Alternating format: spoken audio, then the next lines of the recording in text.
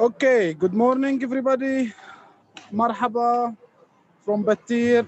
I'm happy to be with you today, guiding you through my village and showing you one of the magnificent parts of the village where it has been registered as a UNESCO World Heritage Site, as you can see in this sign over here, where Battir got this nomination in June 2014 as Palestine, land of olive and vines, cultural landscape of southern Jerusalem, the site known as the name of my village, Battir.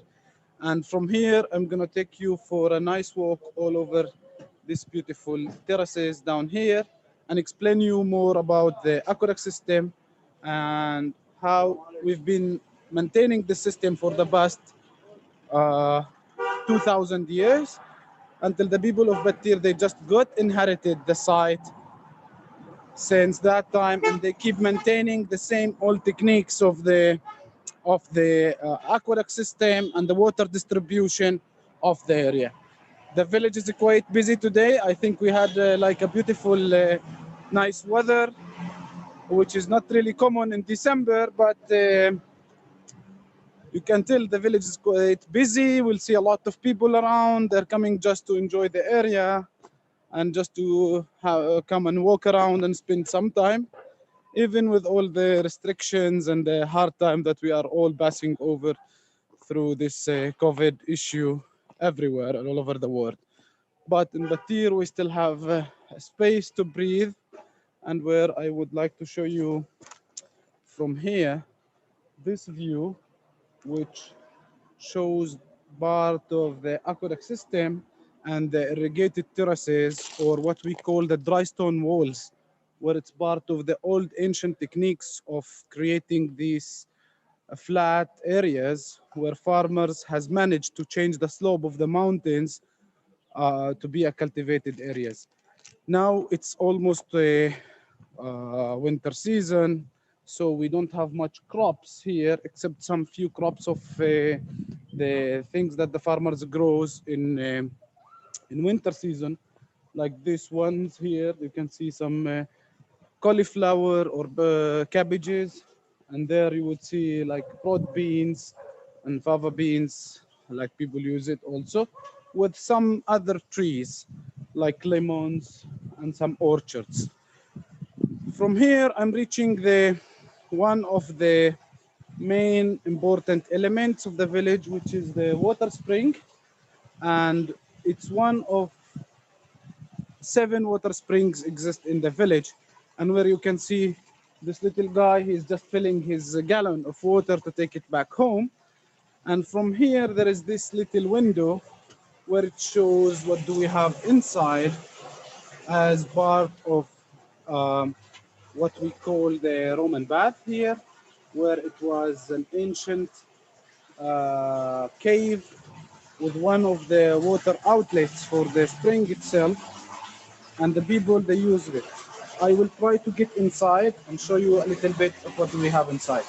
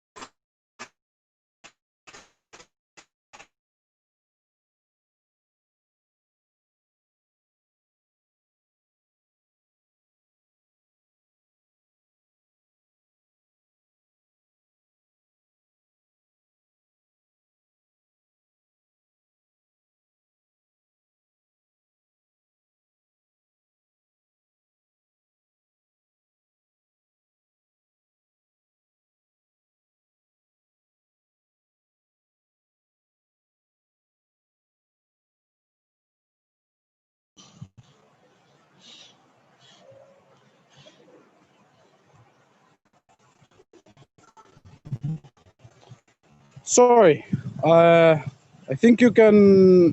I think I lost the signal just getting inside the Roman bath. I think it's coming back right now. So I'll show you here part of the main spring, or what we call the head of the spring, where the people in the past used to fill their jars and to take the water back to their houses. And from here, they used to take it all the way through this direction to the village or to the built up area over here. So here I will show you one of the old banners with some old photographs that the people took during the 50s for some ladies who used to take the water, and shows how the technique of filling the jars to take it back houses. And also the spring was a cultural hub for people, so they come on not only to take water back, but also to catch up with each other and to get the news of what's going on in the village and all these related issues. From here, I want to show you part of this cliff as well, where it shows a line that has been digged inside this cliff, where it was one of the main channels to transport the water from over there, from the spring itself, all the way about 3 kilometers, 1.8 miles almost, all along farther in the village. And nobody remembers in the village when did they stop using this aqueduct. And then the people replaced this aqueduct with some pipelines that goes underground here. And it has these new valves. They were installed like in the 60s, where people can control the flow of the water. And from here, you can see part of the channeling system, which is this one. And this how it distributes all over the area. So each terrace or each dry stone wall has its own channel, where the farmers used to take the water to their plot to irrigate their field. This yard, it was like a place for gathering and activities next to the spring, and also it was part of the path that takes the people all the way ahead to the village. Nowadays, it's winter time, it's COVID issues, so there is not much activities for people, but still, I'll show you now some people they're doing there. And over here, we gonna start getting down to reach the Roman pool, and we can see part of the Battiri local products that the farmers of Battir, they do sell here. And they just sell their local organic products for farmers, for visitors, for the community, people coming to visit the village. And this is like spinach, parsley, cauliflowers, and some pickles that the people are using over here. So this is one example of the Battiri products that the people are using here in the area.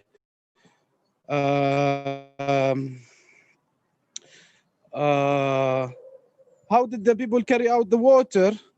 The woman carried the water. It was only the woman. No, the question is that they used to carry the water by several ways, or using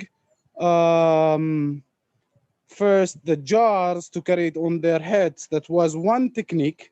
The other technique, using some animals like camels or horses or donkeys with gallons or jars on the sides of this and carry it home. And that was task divided between man and women. Women would carry the jar for the water on like head to transport it to the house for cooking and for drinking and so on. The man will do the bigger quantity of transporting the water to take it to the house to fill for the washing and cleaning and so on. From here, I will get down also into this path where you can see part of this pipe, where it's the new installed one to link back with the main source. And now I will show you the open channel. The one has never been touched since the Roman period, but the people, they just maintained it to keep it same used as it was during the Roman period. And I will show you this part of the aqueduct where it goes before I answer the questions. So here it shows the flow of the water. It's the same water that we've seen coming from the main source, and it keep going all the way down from here to get into this water reservoir, what we call the Roman pool. And from here as well, we will see another farmer where she's selling another type of products. You can see maybe some lemons, cabbages, and different of parsley and mint and sage and some products here that she do also homemade. And she's also one of the examples that the farmers, they market and sell their products over here. From here, I'll show you a view of the pool itself, where all the water which has been transformed from the spring itself is stored here, and where the farmers, they use it in summertime to go all over the area. And here we are passing by a small rest area where people come to sit after they do their walk and have a drink or enjoy the atmosphere and the nature and the place by having a rest area here. From here, this is another view that's overlooking all this beautiful valley, where we are so close to Jerusalem. From here, we are only about 8 kilometers southwest of Jerusalem, from the old city of Jerusalem. And this direction of the valley leads us to the historical Caravan Route, which was part of the Roman Caravan Route that used to link between Jerusalem to Jaffa back then. And it has been Battir as a station where people used to stop in. So I'll show you again the Roman pool from here, where you can see the water flow that's coming from the main aqueduct from all over the spring. So it comes all over the way down here. Then it's stored here. And also we can see some people walking around, and they're just coming, exploring the area. So maybe I will have a look to the questions before I go further, and then we could continue. Regarding the organic products, the people, they do sell these days like small amounts, not really that much, but still some people from the village and from the community, they come to buy some of these products for their own use and for their self-use. Some other visitors, they come to look for a specific kind of these organic products to come from Battir.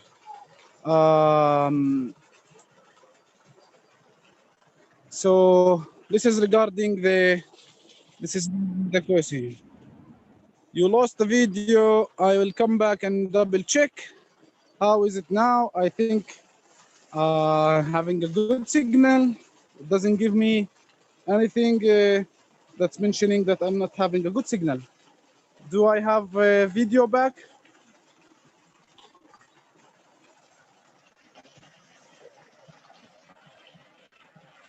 Oh, no, I didn't stop the video.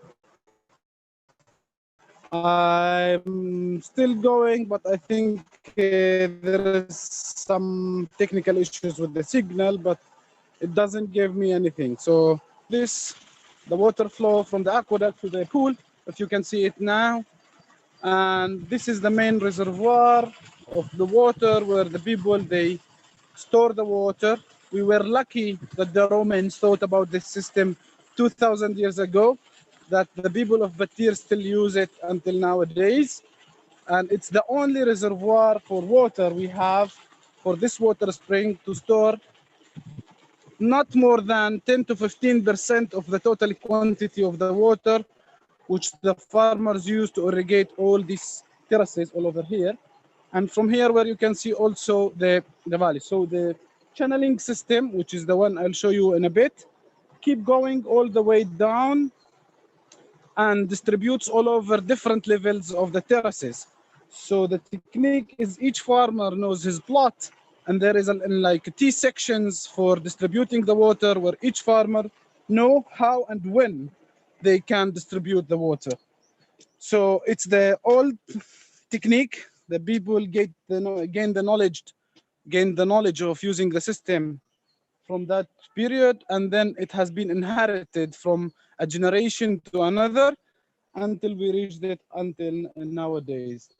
So from here also you can see one of the natural and cultural landmarks of the village, which is this cliff where it used to be linked to the aqueduct as well. And it's one of what we call the universal values of Battir that made Battir a World Heritage Site. I'm just getting down to the other side of the cistern or the Roman pool, and where I want to show you the water outlet from here, where it comes, there is a small valve that the farmers, they control the water, and the water comes out from this valve to go down into this channel and keep going all the way here. So from here, it shows the aqueduct and the path that the farmers used to follow the water to go to their plots. And from here again, I'm gonna get down to this natural cliff where you can see it over here, where it has been since thousands of years.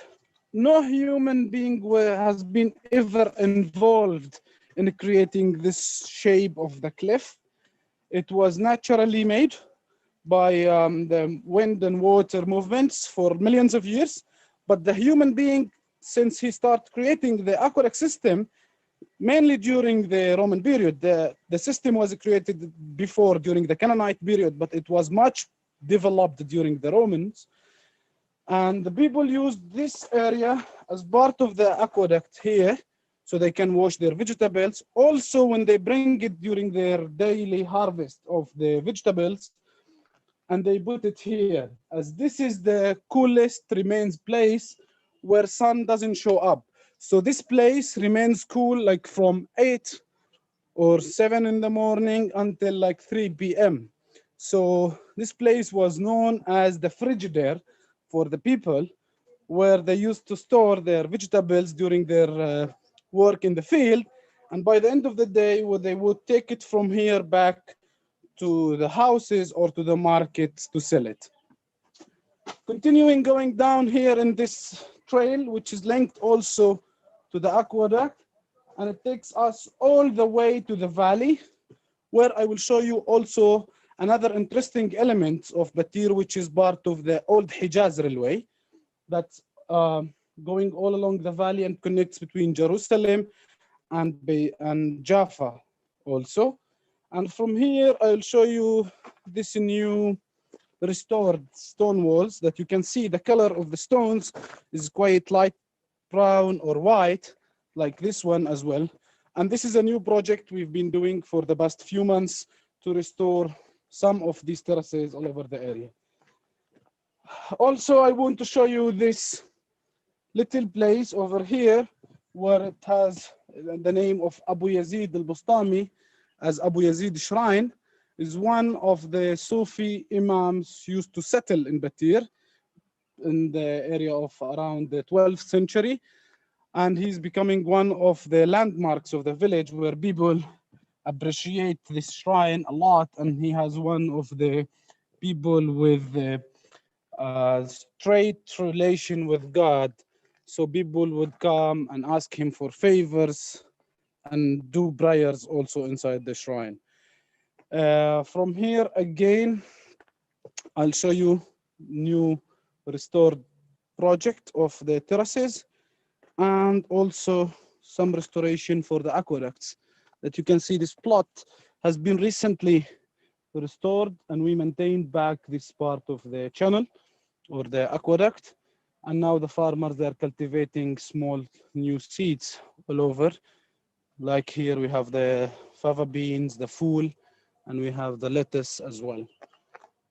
From here, if I go a little bit further, maybe I can show you part of the railway track or the Hijaz railway track, the old connection of the trail that used to be passing through Battir, and it connects from Jerusalem all the way to Jaffa.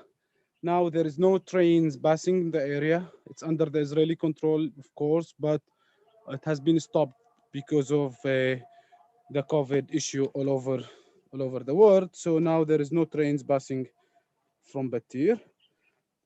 But over there, you also see parts of west of Jerusalem, constructed area. And from here, I'm trying to put the camera on like a nice scene where you can see some of the built-up area of Battir and some other terraces on the other side. Of course, the aqueduct system and the path that goes down here, it takes a longer walk than this one. So it will be like for 2 hours to walk around all the aqueduct system as part of what we call the introduction trail of Battir. We have different other trails in the area that connects between Battir, Jerusalem, or Bethlehem. And it has been developed recently in the past few years. So many people and hikers, they come to walk in the area and to discover it and to enjoy its beauty. So from here, I'll show you back. I'm gonna go up a little bit for a nice, beautiful look out and just go to show you part of the link of the trail that goes back to the old village. This part of the trail with these stairs now is under renovation work, where we're gonna maintain this area and rebuild dry stone walls all over here. Okay, so maybe I can show you a different view from here, where people like enjoy farming here, and also people come to walk and learn about their farming. I'm not sure if I can show you some of the farmers that are working or picking some products over there. And from here, you can see also the railway track in a better scene. And it's the only part of the tracks or the railways connects between Israel to Jaffa going through the village with no borders and no walls and no checkpoints. So that's what's unique about Battir. And with UNESCO gained status, we managed to prevent any construction of these barriers or walls in the area, to preserve this area as it is, and to develop and to enhance the value of it as a human being value. This is an inheritance of humanity. This is a heritage that belongs to all of us, and it must be preserved for the coming generations. And that's where our aim as a community of Battir, to preserve it with its traditions and so on. This is it for today. I will be telling you more about the aqueduct and other areas of Battir in coming virtual tours, hopefully. And inshallah, after the issue of COVID is over, we will be happy to have you all here coming to visit Battir and enjoy the area. Thank you, and looking forward to see you